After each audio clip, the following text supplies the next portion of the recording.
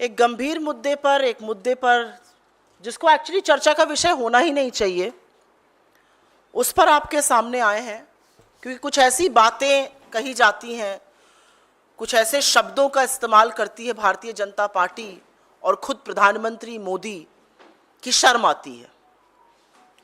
कभी कभी व्हाट्सएप पढ़ के लगता है कितनी घटिया भाषा है, और उसके कुछ घंटे बाद प्रधानमंत्री वही भाषा बोलते हुए मंच से नजर आते हैं। तो इस देश का प्रधानमंत्री घटिया व्हाट्सएप लिखते हैं या इस देश को चलाने की कुवत रखते हैं, सवाल इस बात का है।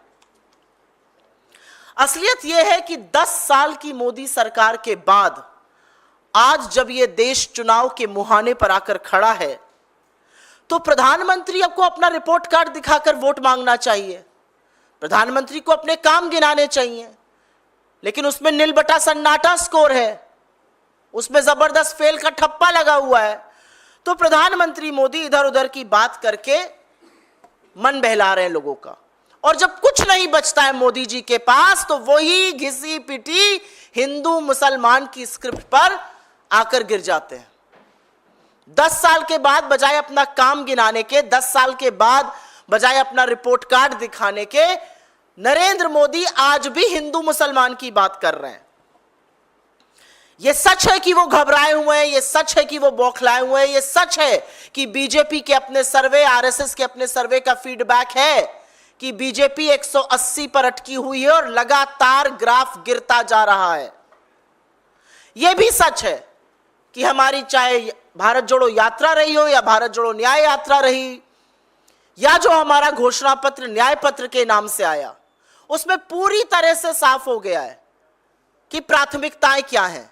हमारे घोषणा पत्र की चर्चा आप जैसे मीडिया के प्रबुद्ध साथियों ने की, विशेषज्ञों और जानकारों ने की, और विरोधियों को भी यह कहना पड़ रहा है कि यह एक बड़े व्यापक दृष्टिकोण का खाका है, यह एक ब्लूप्रिंट है भारत के भविष्य के लिए, और 10 साल में जो भी समस्याएं इस देश के लोगों पर लादी गई हैं, उन सबका कहीं समाधान भी है और क्रमबद्ध तरीके से समाधान है।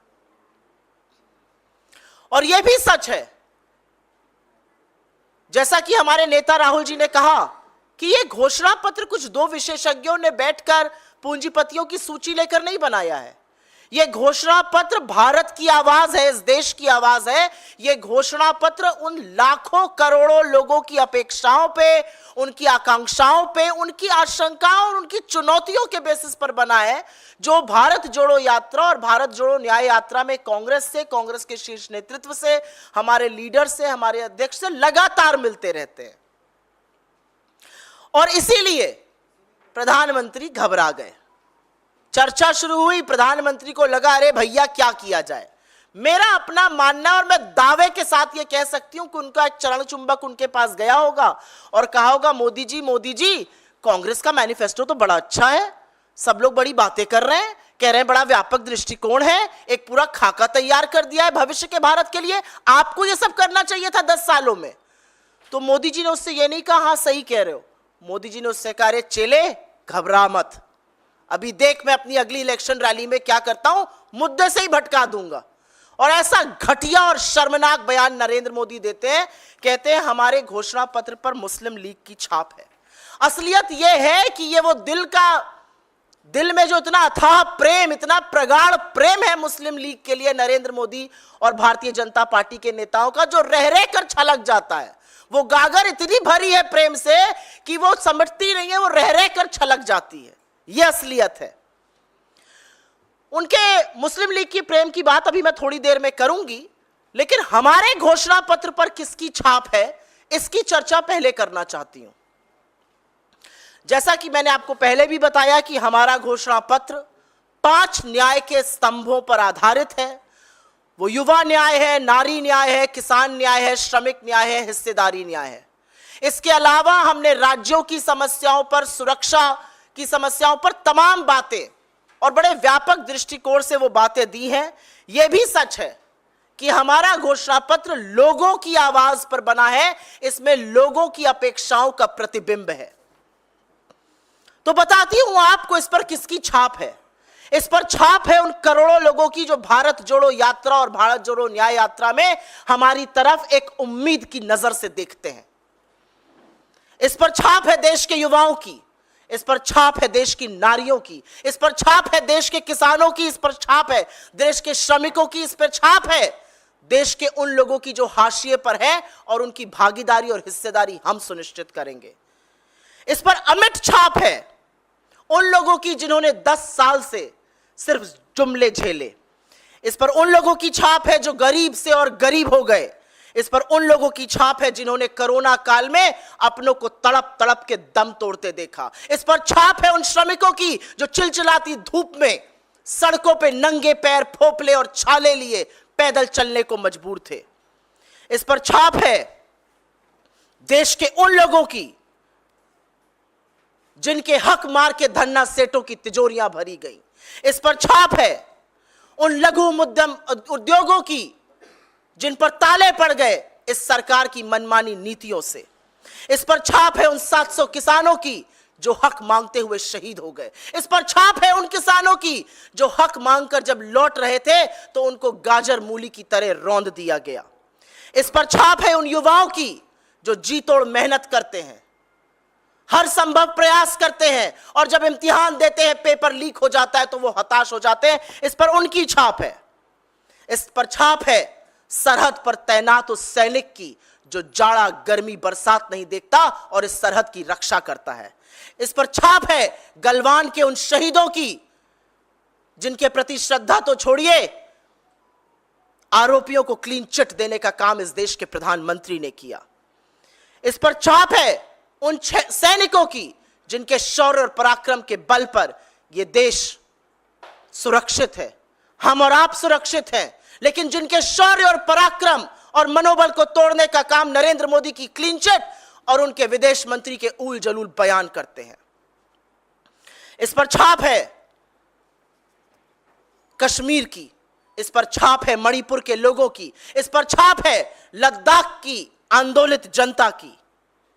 इस पर छाप है उन सब बड़े सरकारी संस्थानों की जिसकी नींव पर यह देश खड़ा हुआ है और जिसको लगातार बेचने का काम नरेंद्र मोदी कर रहे हैं। इस पर छाप है देश की जनता की, इस पर छाप है हौसले की, इस पर छाप है आशा और उम्मीद की। लेकिन क्यों मोदी जी ने ऐसा कहा? कभी आपने सोचा है? कुछ और कह सकते थे कि यह गलत है, यह नहीं संभव है, यह नहीं होगा, कुछ भी कह सकते थे। यह क्यों कहा? क्योंकि यही दिल का प्रेम है। इश्क और मुश्क छुपाए नहीं छुपते हैं और मोदी जी के पुरखों का मुस्लिम लीग से ऐसा इश्क है जो छुपता नहीं है।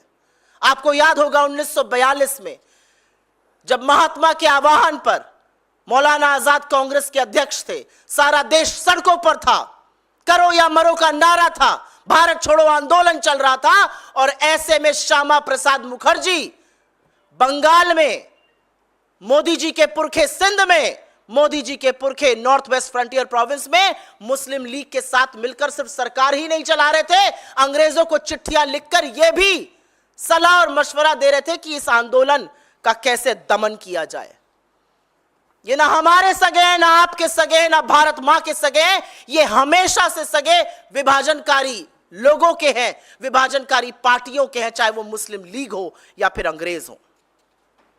और असलियत यह भी है कि जब से हमारा मैनिफेस्टो जारी हुआ है बीजेपी में खलबली मची हुई है। बेचारों को समझ ही में नहीं आ रहा है क्या किया जाए। वैसे ही 180 पर अटके हुए हैं, शनै शनै वो अब कम होता जा रहा है। और इसीलिए मैं 1 मिनट में जरूर अपने मैनिफेस्टो का, जरूर अपने न्याय पत्र का जिक्र करना चाहती हूं कि क्यों हमें फक्र है इस पर, क्यों लोग कह रहे हैं कि यह एक व्यापक दृष्टिकोण है, क्यों लोग कह रहे हैं कि यही देश की तकदीर और तस्वीर बदलेगा। हर उस समस्या का, चाहे वो बेरोजगारी हो, महंगाई हो, आर्थिक असमानता हो, गरीबी हो, भूखमरी हो, महिलाओं के खिलाफ अपराध हो, हर उस समस्या का जिसको देश ने 10 साल में झेला है, इस मैनिफेस्टो में पूरी तरह से समाधान है। युवा बेरोजगारी का दंश सह रहा है। हम कहते हैं हमारी सरकार बनेगी 30 लाख सरकारी नौकरियां देंगे। हमारा कहना है कि हम अप्रेंटिसशिप स्कीम के अंतर्गत 1 साल के लिए हर ग्रेजुएट और हर डिप्लोमा धारक को 1 लाख का स्टाइपेंड देंगे। हम कहते हैं कि पेपर लीक से आपका हौसला टूटेगा नहीं, क्योंकि ऐसा सख्त कानून बनाएंगे कि आपके साथ भविष्य के खिलवाड़ करने वालों की रूह कांप जाएगी। हम कहते हैं कि 4 साल ठेके पर सरकार सेना की नौकरी नहीं चलेगी, अग्निवीर को खत्म करेंगे और पुरानी जो विधि थी उसको बहाल करेंगे। हम किसानों जिनका हौसला टूट गया, जिनको आतंकी कहा गया, जिनके ऊपर आंसू गैस के गोले छोड़े गए, जिनके रास्ते में कीलें गड़ा दी गई, हम उन किसानों को एमएसपी की कानूनी गारंटी देंगे। हम उनका कर्जा माफ करेंगे, 16 लाख करोड़ पूंजीपतियों का माफ नहीं करेंगे। हम उनके खेती को, उनके बीज को, उनकी खाद को, उनकी दवाई को, उनके खेती के उपक्रम को जीएसटी से मुक्त करेंगे। हम नारी के हाथ में संसाधन देंगे। महालक्ष्मी स्कीम के चलते हम गरीब परिवार की महिला मुखिया को 1 लाख रुपए सालाना देंगे। हम नई सरकारी नौकरियों में महिला को 50% आरक्षण देंगे।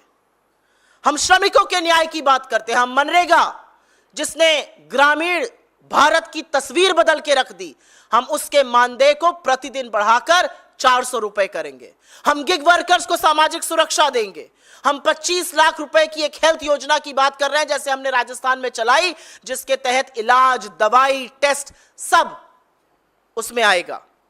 हम हिस्सेदारी की बात करते हैं। हम कहते हैं कि गिनती करनी ही पड़ेगी, क्योंकि जब तक आप सामाजिक और आर्थिक सेंसस नहीं कराइएगा, नहीं पता चलेगा कि समस्या कितनी है। हम हाशिए पर दलित, शोषित, वंचित, आदिवासी, पिछड़े लोगों की भागीदारी सुनिश्चित करेंगे। हम पता करेंगे कि वो कौन गरीब जनरल कास्ट के भी लोग हैं जो दंश सह रहे हैं गरीबी का और जिनकी मदद होनी चाहिए। हम जंगल जमीन पर कानूनी हक देंगे लोगों को। वन अधिकार अधिनियम लागू किया जाएगा। हम आदिवासी बाहुल्य क्षेत्रों को अधिसूचित करेंगे। हम राज्यों की बात करते हैं। हम मोदी जी की तरह मुंह नहीं मोड़ लेते हैं। हम जम्मू कश्मीर को पूर्ण राज्य का दर्जा वापस बहाल किया जाएगा, यह कहते हैं। पौंडीचेरी को, पुदुचेरी को पूर्ण राज्य का दर्जा देंगे। आंध्रा को विशेष राज्य का दर्जा मिलेगा। लद्दाख में आज भी लोग सड़कों पर आंदोलित हैं, वहां पर धारा 144 लगाकर इंटरनेट सस्पेंड करके दमन किया जा रहा है। हम 6th शेड्यूल ऑफ कॉन्स्टिट्यूशन का अमेंडमेंट कर लद्दाख की जनजातियों को उसमें इंक्लूड करेंगे। हम मणिपुर की वर्तमान सरकार को बर्खास्त करेंगे और सुलह आयोग की एक नियुक्ति करेंगे। यह होता है एक व्यापक दृष्टिकोण, जहां पर युवाओं की बात हो रही है, किसानों की हो रही है, महिला की हो रही है, श्रमिकों की हो रही है, हिस्सेदारी की बात हो रही है, जहां पर देश के राज्यों की बात हो रही है। और यह कांग्रेस का वादा है और जनता जानती है।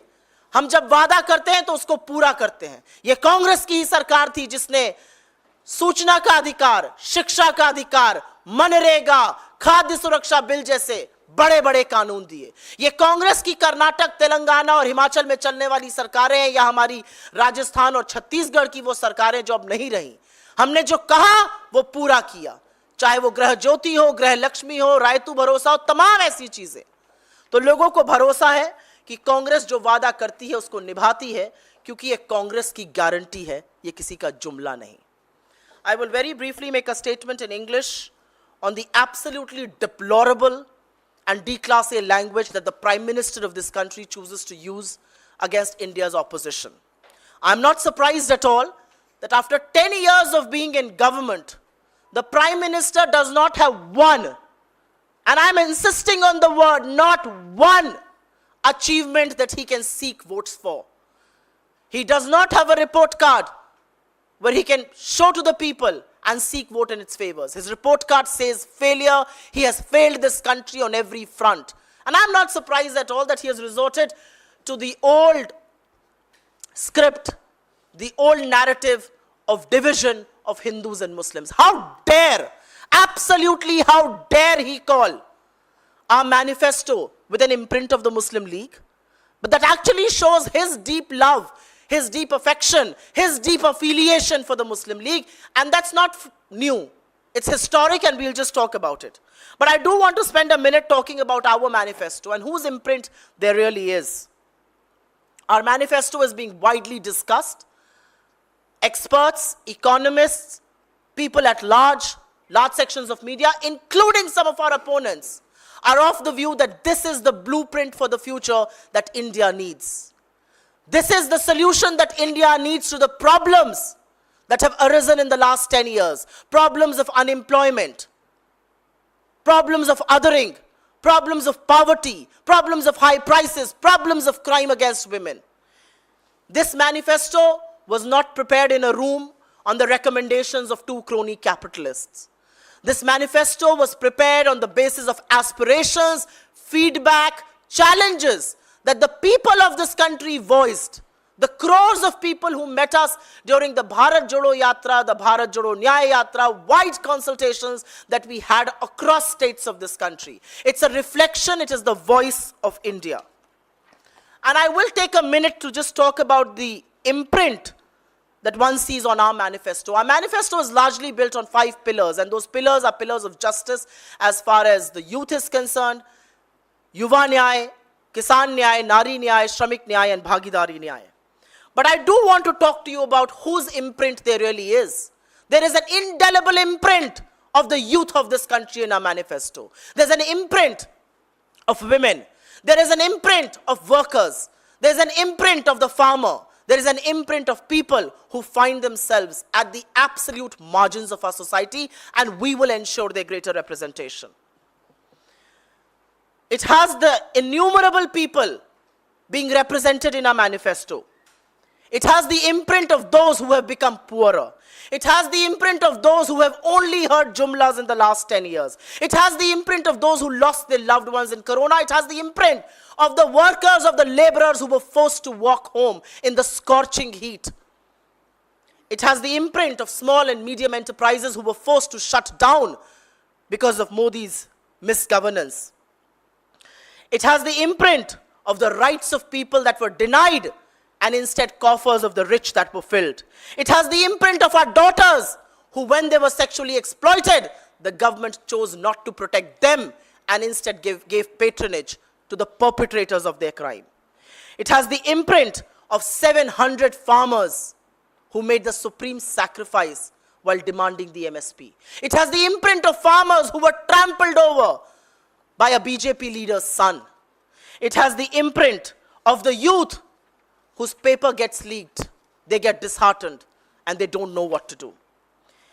It has the imprint of our brave hearts protecting our country at our borders. It has the imprint of the 20 brave hearts in Galwan who made the supreme sacrifice, and the Prime Minister gave a clean chit to China by saying, nobody has entered our territory. It has the imprint of the supreme bravery and courage of our armed forces, who are constantly denied their place, their position, and their power by the kind of statements that India's Minister for External Affairs and the Prime Minister make. It has this imprint of Kashmir. It has the imprint of the people of Manipur. It has the imprint of the people of Ladakh.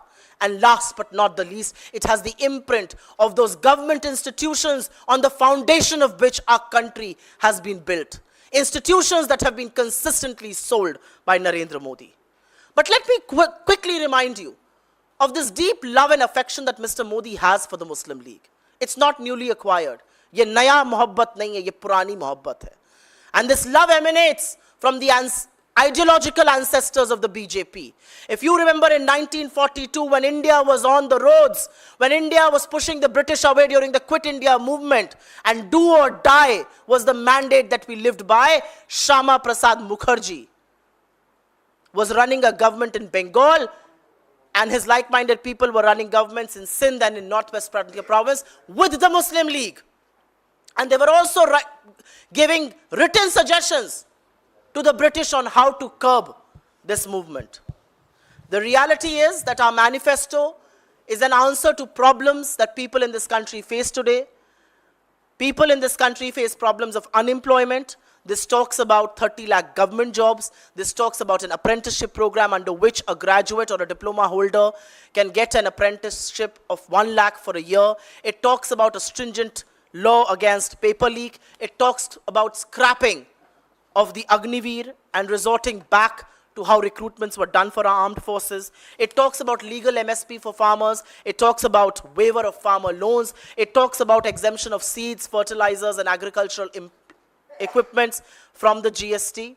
It talks about Mahalakshmi, where women household of poor families will get 1 lakh a year. It talks about 50% reservation for women in new government jobs. It talks about increasing the daily wage under Manrega to 400 rupees a day. It talks about gig workers getting social security under law. It talks about a health insurance scheme of 25 lakh rupees, which will cover treatment, test and medicines. It talks about an economic and caste census. It talks about legal rights of water, forest and land for our tribals. It talks about strict implementation of the Forest Rights Act. And as far as the states are concerned, it promises to restore full statehood to Jammu and Kashmir. It promises to give full statehood to Puducherry. It promises to give a special status to Andhra. It promises to include Ladakh, where people are out on the streets as we speak, to be included in the 6th schedule of the Constitution. It promises to amend the NCT Delhi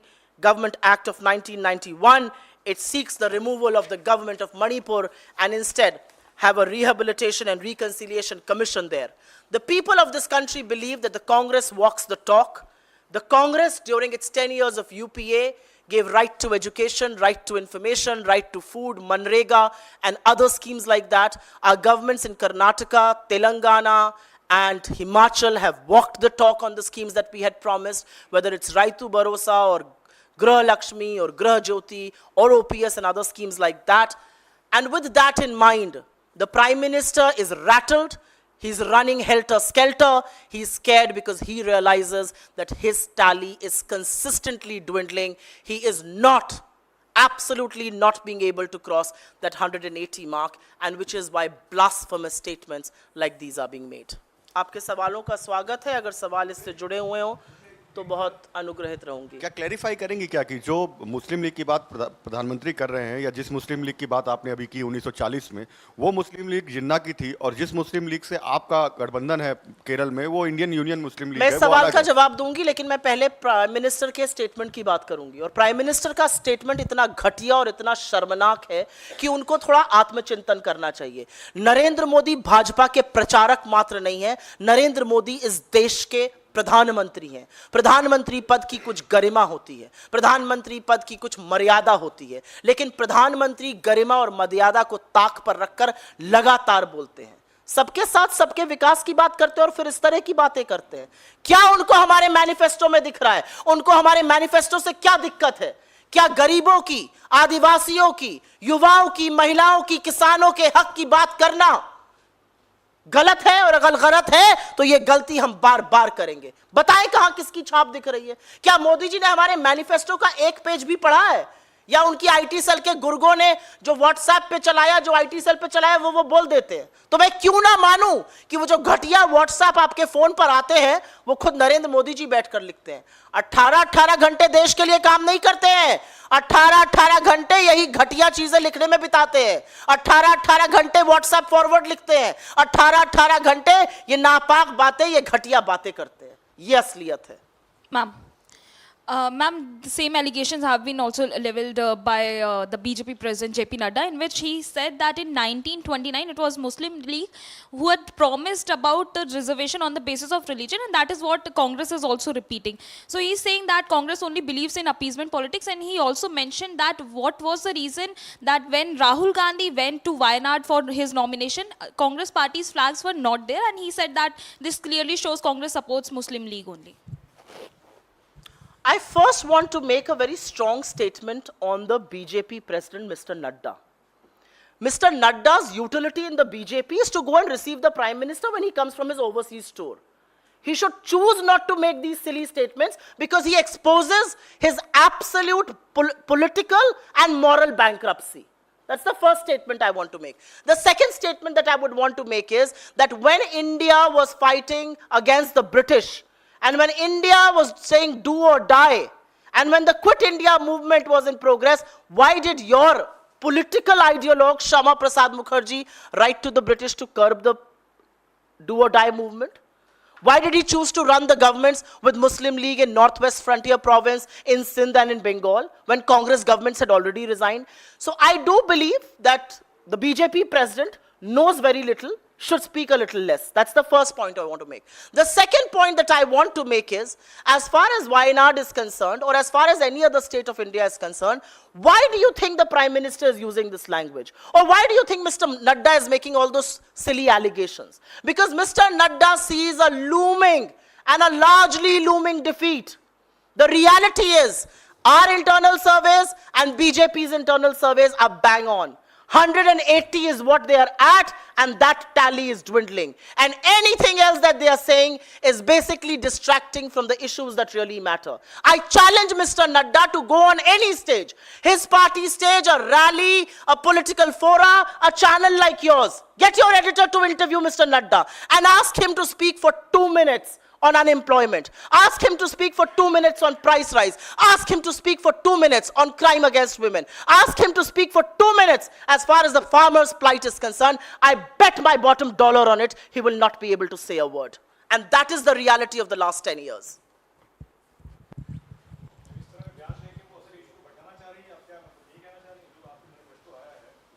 मैंने अपने शुरुआत में ये कह दिया था. Okay तो ma'am जो आप लोग आपत्ति दर्ज करा रहे हैं कि प्रधानमंत्री का जो बयान है वो विभाजनकारी और सांप्रदायिक एक किस्म से है, तो क्या इसकी शिकायत आप लोग चुनाव आयोग से करने पर विचार कर रहे हैं? यस. मैम ये जो मुझे ऐसा लगता है कि चुनाव आयोग के हर नियम, हर कानून को ताक पर रखकर नरेंद्र मोदी इस बार प्रचार कर रहे हैं. उनके मंत्री इस बार वक्तव्य दे रहे हैं, चाहे वो सेना के इस्तेमाल की बात हो, चाहे मोदी जी अलग अलग वेशभूषा में दिख रहे हो. असलियत यह है कि देश की जनता समझ गई है कि राजा जो है वो प्रजा को भटका रहा है. ये प्रजातंत्र है, हम जनता हैं, हम वोट देकर अपनी सरकार चुनते हैं. हमें भेड़ बकरी समझने की गलती मत कीजिए. और हर उस नियम का जो उल्लंघन हो रहा है, हम लगातार चुनाव आयोग के पास जा रहे हैं. इस पर भी जाएंगे, अन्य चीजों पर भी जाएंगे. और हमारी अपेक्षा और आशा और विश्वास है कि एक निष्पक्ष संस्था चुनाव आयोग, जिसके ऊपर दारोमदार है, जिसके ऊपर जिम्मेदारी है इस देश में निष्पक्ष फ्री एंड फेयर इलेक्शन कराने की, वो जरूर इन बातों को संज्ञान में लेगी और इस पर एक्शन लेगी. ईडब्ल्यूएस पे आप लोगों ने जो बात की अपने घोषणा पत्र में, ये कहा गया कि जो 10% है उसको हम थोड़ा स्ट्रेच करके बाकी लोगों को देंगे. तो जो नहीं, हमने ये नहीं कहा कि हम स्ट्रेच करके, इसमें ऐसी भाषा ये कहा गया है कि 10% आरक्षण को बिना किसी भेदभाव के सभी जाति और समुदाय के लोगों को लागू करेंगे. नहीं. तो जब हम, अब आपका सवाल हो गया हो तो मैं जवाब थोड़ा दे सा सकती हूँ. पूछ लूं? जी बिल्कुल पूछिए. अभी जो सवर्ण के लोग हैं, बीजेपी ने उनको जो 10% दिया, आर्थिक रूप से कमजोर हैं, तो कहीं ना कहीं रिजर्वेशन तो वो भी डिजर्व करते हैं. तो अब इससे ऐसा मैसेज नहीं जा रहा कि कांग्रेस ने मतलब कांग्रेस हमको 10% मिला उसको भी छीन के और हमारे पास से ले जाना चाहती है? आप मुझे समझदार पत्रकार लगते हैं. सोशियो इकोनॉमिक सेंसस का क्या मतलब होता है, सामाजिक और आर्थिक सेंसस का क्या मतलब है? उसमें सिर्फ आदिवासी, दलित या पिछड़ों का आंकड़ा नहीं आएगा. उसमें मैंने अपने वक्तव्य में भी बोला था, शायद आप देर से आए या आपने नहीं सुन पाया, कि गरीब जनरल कास्ट के भी जो समाज के हाशिए पर आज हैं, जिनको कुछ ना कुछ सहायता मिलनी चाहिए, जिनको रिजर्वेशन थोड़ा बहुत मिलना चाहिए, हम बिल्कुल उनके हक की बात करते हैं. मेरे नेता एक बात कहते हैं और वो बात दोहराना जरूरी है. आपको पैर में चोट लग जाए, आप पर प्लास्टर लगेगा या बैंडेज लगेगा या कास्ट लगेगा, इसका निर्णय डॉक्टर खुद नहीं कर सकता है. इसका निर्णय तब होगा जब एक्सरे होगा. उस एक्सरे में पता चलेगा आपका लिगामेंट टेयर हुआ है, आपका हेयरलाइन फ्रैक्चर है, आपकी हड्डी टूटकर अलग हो गई और उस हिसाब से उसका इलाज होगा. तो एक्सरे जो है वही है सोशियो इकोनॉमिक कास्ट सेंसस. सामाजिक और आर्थिक कास्ट सेंसस जब तक नहीं होगा, नहीं पता चलेगा कि किसको आरक्षण मिलना चाहिए, किसको कौन सी सुविधा मिलनी चाहिए. इसमें बिल्कुल जनरल कास्ट के वो गरीब लोग भी इन्वॉल्व हैं जिनको आरक्षण मिलना चाहिए. हम उसकी बिल्कुल पैरवी करते हैं. आपकी ये बात, मुझे ऐसा लगता है शायद आप लेट आए, आपने मेरा वक्तव्य नहीं सुना, उसका नतीजा है.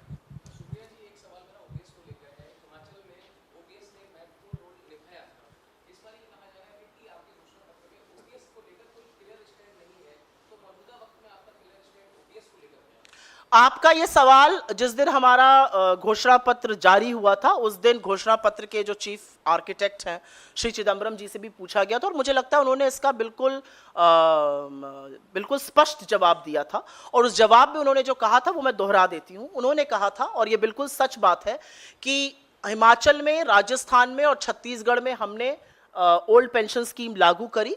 देश इसके पक्ष में है और हम इसको आगे भी लागू करने के पक्ष में हैं। लेकिन सरकार ने समय रहते हुए इससे एक सीख ली। उन्होंने एक कमिटी का गठन किया जो ओपीएस और एनपीएस के प्रोज एंड कॉन्स को देखकर एक सॉल्यूशन निकाल रही है। तो जब सॉल्यूशन आ रहा है तो हम उसके बारे में मुझे ऐसा लगता है कि हमारे काम से वो सॉल्यूशन आ रहा है, तो सॉल्यूशन का इंतजार करते हैं, इसलिए हमने इस पर टिप्पणी नहीं की। अभी दूसरा पूछ ले फिर आपके पास। मैम, आपके पुराने सहयोगी हैं जो बीजेपी जा चुके हैं। अभी रुक जाइए, अगर इस पर किसी को सवाल है प्रधानमंत्री जी के घटिया बयान पे। मैनिफेस्टो को लेकर है, उन्होंने आज एक बयान जारी किया है। उन्होंने कहा है कि कांग्रेस पार्टी का जो मैनिफेस्टो है वो सिर्फ एक ही इंसान लिखता है और वो इंसान जो है वो आज तक सिर्फ एक पीए रह चुका है और वही इंसान जो है कांग्रेस का मैनिफेस्टो बनाता है। और कहीं ना कहीं तंज जो है वो कांग्रेस पार्टी पे और पी चिदम्बरम पे जो है किया गया है। उस पे आपका स्टेटमेंट क्या है, क्लैरिफिकेशन क्या है? पी चिदम्बरम किसके पीए रहे हैं मुझे तो नहीं पता। 6-7 बार के चुने हुए सांसद हैं, इतना मैं जानती हूँ। कहा कि मैनिफेस्टो पी चिदम्बरम ने बनाया क्योंकि उनकी कमेटी में बना हुआ है। गौरव वल्लभ ने ये बोला है कि एक पीए जो है वो मुझे ऐसा लगता है कि वो कायर लोग जो जंग के समय मैदान छोड़ के भाग खड़े होते हैं, वो विशुद्ध अवसरवादी लोग, उन पर मैं इस मंच पर से टिप्पणी नहीं करूंगी, लेकिन उनको आईना दिखाना जरूरी है और वो आईना मैं जरूर दिखाऊंगी। 2 महीने पहले तक जब बजट आया था तो मोदी जी की सारी बखिया वही उधेड़ रहे थे, उन्हीं को सब नजर आ रहा था। चैनल जंप कर करके अपने आप को स्टूडेंट ऑफ इकोनॉमिक्स जो घोषित करता है, वो मुझे ये बताए कि स्टूडेंट ऑफ इकोनॉमिक्स रहते हुए आपको इस देश में आर्थिक असमानता, बेरोजगारी, महंगाई नजर आ रही है कि नहीं नजर आ रही है? आपको 20% ये जनता 46 रुपए रोज पर गुजर बसर करती नजर आ रही है कि नहीं नजर आ रही है? इस तरह की बेहूदी वाहियात टिप्पणी करना उनकी असलियत बयां करता है, हमारी नहीं। और असलियत यह है कि कांग्रेस ने इस देश के हाशिए पर रह रहे लोगों को हमेशा साथ दिया है। और मैं जरूर यहां पर, क्योंकि बड़ी धर्म की भी बात करने लगे हैं वो, उस पर मैं जरूर बोलना चाहती हूं। साच बराबर ताप नहीं, झूठ बराबर पाप, जाके हृदय साच है ताके हृदय आप। यह है असलियत। झूठ बोलने वाले कभी भगवान के साथ नहीं खड़े हो सकते, वो विशुद्ध झूठे होते हैं, वो विशुद्ध अवसरवादी होते हैं, वो पहला मौका मिलने में बिलबिला के बाहर चले जाते हैं। ये असलियत है। और जो लोग ऐसा करते हैं उनको समाज किस दृष्टि से देखता है ये मुझसे बेहतर आप जानते हैं, मेरे मुंह से ज्यादा ना बुलवाइए। और असलियत एक ये है कि आज जो कहीं और जाकर कांग्रेस पार्टी को सनातन का पाठ पढ़ा रहे हैं, उन्हें मुझे सिर्फ 2 टूक बात यह कहनी है, भगवान के लिए भगवान का नाम झूठ मत लो। किसने आपको मना किया सनातन पर बोलने से? किसने आपको मना किया सनातन के खिलाफ बयान देने से? मैं पूछना चाहती हूं। मैं उत्तर प्रदेश कांग्रेस कमेटी के साथ, मैं सीडब्ल्यूसी की मेंबर हूं, मैं गई राम मंदिर, मुझे तो किसी ने कुछ नहीं कहा।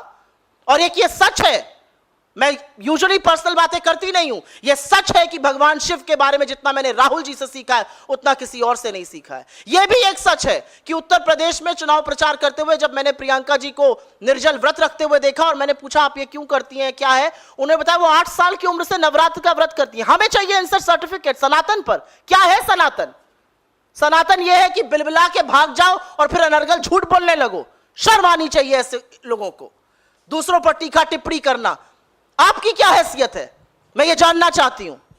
आपको पार्टी ने 2-2 राज्यों से चुनाव लड़ाया, लाखों करोड़ों कार्यकर्ता होते हैं, एड़ियां घिसते रहते हैं, नहीं मिलता है टिकट। आपको 2-2 जगह से चुनाव लड़ाया और आप इस तरह की अनर्गल बातें करेंगे? As a student of economics थोड़ा आत्मचिंतन करिए और देखिए देश 10 साल में किस कगार पे पहुंच गया है, जो खुद आप भी कहते थे। मैं मणिपुर पे पूछ लूं?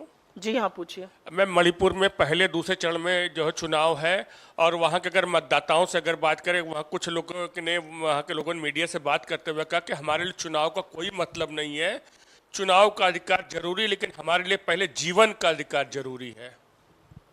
आपने अपने सवाल का मुझे लगता है बहुत बड़ा खुद ही जवाब दे दिया।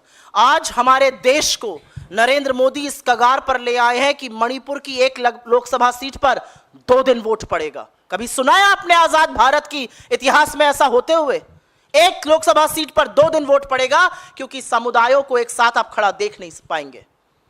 आज मणिपुर इस कगार पर है कि तमाम जगह इंटरनेट सस्पेंडेड है। आज मणिपुर इस कगार पर है कि अभी भी सेना की और वहां की पुलिस में झड़प होती है। आज मणिपुर इस कगार पर है कि लोकतंत्र के इस महापर्व में मणिपुर के हमारे बहन और भाई कह रहे हैं इसका हमारे लिए क्या मतलब, हम जिंदगी नहीं जी पा रहे हैं, हमारा जीवित रहना दूभर है, हमारी जान पर बनाइए। और सिर्फ मणिपुर ही क्यों, लद्दाख देखिए ना आप, सारा लद्दाख सड़कों पर है, सारा लद्दाख तथ्य और साक्ष्य दिखाकर कह रहा है चीन हमारे घर में घुसा बैठा है। चरवाहे दिखा रहे हैं साक्ष्य और तथ्य, और मोदी जी के मुंह में दही जमी है, उस दही पर जीएसटी लगा है। मोदी जी के मंत्री कहते हैं चीन बड़ी इकोनॉमी है, हम छोटी इकोनॉमी है। मोदी जी के मंत्री कहते हैं क्या फर्क पड़ता है, चीन नाम बदल रहा है, मैं आपके घर का नाम बदल दूं तो आपका घर मेरा थोड़ी हो जाएगा। अरे प्रभु, यह देश की संप्रभुता की बात है, यह हमारी भूभागीय अखंडता की बात है, यह आपका घर और मेरे घर की बात नहीं है। शर्म आनी चाहिए इनके लोगों को। सुप्रिया जी, एक संयोग ही है कि गांधी परिवार आज़ादी के बाद पहली बार जब वोट करने जाएगा तो कांग्रेस के सिंबल पर नहीं करेगा, उसको झाड़ू पर वोट करना पड़ेगा, और उधर केजरीवाल को कांग्रेस के सिंबल पर वोट करना पड़ेगा। तो क्या तकलीफ या कुछ? इंडिया ब्लॉक के सदस्य हैं तो तकलीफ क्यों होगी, साथ मिलकर चुनाव लड़ रहे हैं। Ma'am, your alliance partner Shiv Sena's Mumbai candidate Amol Kirtikar has been summoned by Enforcement Directorate even as campaign is underway. Are you surprised at all? He was earlier Are you accused- surprised that anybody who is going to contest an election will be summoned by the ED, the CBI or the income tax? I am waiting for the multiple raids that are about to happen on candidates across the political spectrum in the Indian opposition. I am absolutely certain that people will be raided, ED will come, CBI will come, income tax will come. They will waste our precious time to campaign because that is, please understand, Mr. Modi alone is not the star campaigner of the BJP. The star campaigner of the BJP, more than Narendra Modi, are ED, CBI and income tax. And that is what you're seeing. Are you surprised at all? But this is exactly what people of this country understand, and this is exactly why they will be taught a lesson. ठीक है ma'am, एक सवाल है प्रशांत अब हो किशोर, गया। एक सवाल है मैम प्रशांत किशोर के इंटरव्यू से। उन्होंने एक तो मैं कांग्रेस कंसल्टेंट्स की बात पर जवाब नहीं देती हूँ, राजनीतिक लोगों पे बात करिए, कंसल्टेंट्स की बात पे क्या जवाब देना है।